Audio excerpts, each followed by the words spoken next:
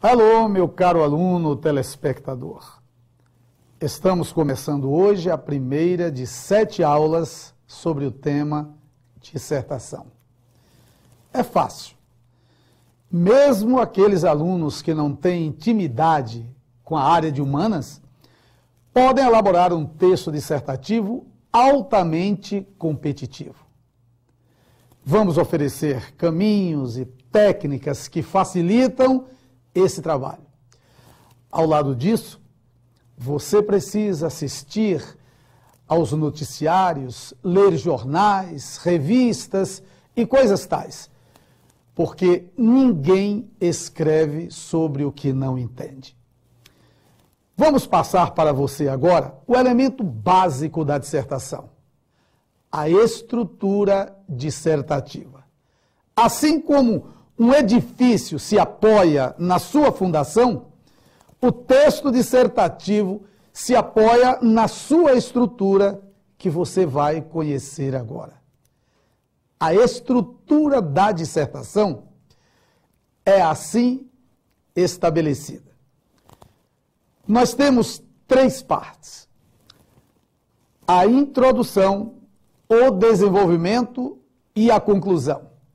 Isto não significa absolutamente que nessa estrutura devam existir apenas 3 parágrafos. São 3 partes. A primeira parte, a introdução. Veja, a introdução é o lugar da tese, do ponto de vista, o lugar onde o aluno se coloca em relação ao texto. Observe que a introdução deve ser, portanto, um roteiro do seu texto dissertativo. Você deve pensar antes que aspecto do tema proposto você deseja desenvolver e elaborar um parágrafo introdutório onde esteja presente aquele aspecto que você escolheu para desenvolver. Tecnicamente, ela deve ter um parágrafo. Deve ter de 5 a 8 linhas. Se considerarmos que o Enem exige o mínimo de 15 linhas e outras instituições até o máximo de 30, você não deve ultrapassar o número de 5 parágrafos. Uma introdução deve ter, portanto, um parágrafo, atendendo a esta exigência de número máximo de 30 linhas, você deve elaborar o seu texto introdutório entre 5 e 8 linhas.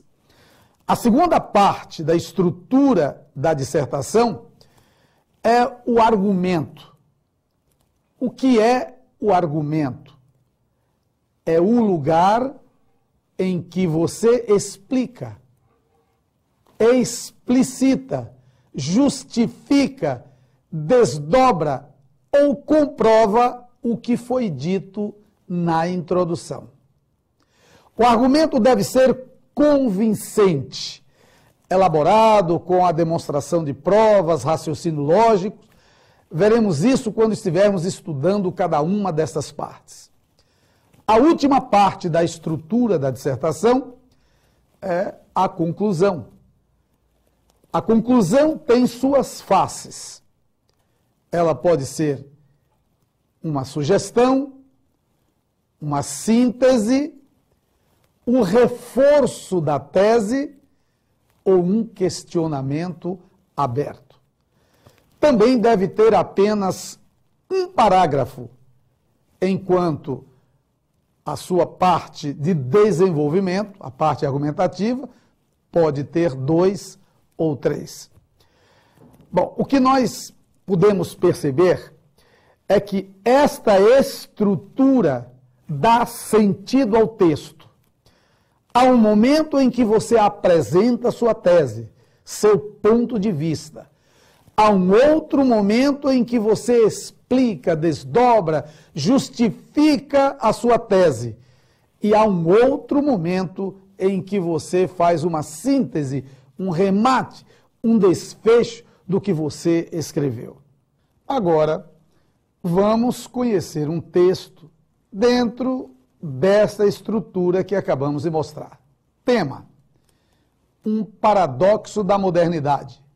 Eliminação de fronteiras, criação de fronteiras. Título: Linguagem universal. Introdução: computadores, internet, distâncias menores, maior comunicação. Tais vantagens são apresentadas pelos defensores da globalização como fatores determinantes para o fim das fronteiras internacionais. Entretanto, a maneira com que semelhantes avanços são distribuídos pelo mundo é discutida por teóricos menos otimistas. Assim, questiona-se qual das partes apresenta argumentos de acordo com a realidade mundial. Observe que o autor do texto coloca aí na introdução o que ele quer discutir. Mostra que a globalização é polêmica e há pelo menos dois caminhos, duas vertentes de abordagem sobre ela. Vejamos agora como ele desenvolve esta questão nos seus argumentos. Há uma turma que pensa favoravelmente à globalização, há uma turma que é desfavorável à globalização.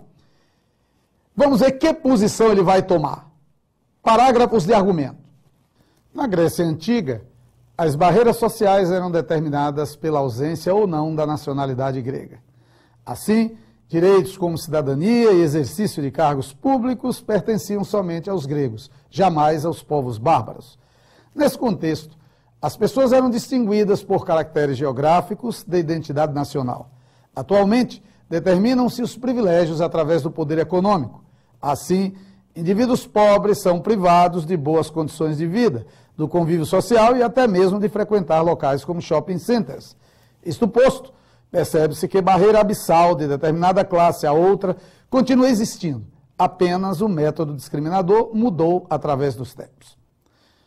Observe que, nesses dois parágrafos de argumento, o autor vai se colocando contrariamente à globalização.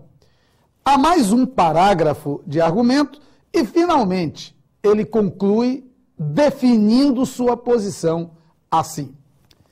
Discute-se na atualidade o advento de uma linguagem universal que elimine qualquer dificuldade de comunicação, facilitando acordos de paz e o comércio entre as nações.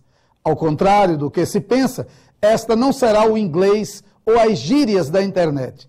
Será uma linguagem existente desde a Grécia Antiga e marcante dos dias de hoje, a da exclusão social. É isso aí, meu caro aluno telespectador.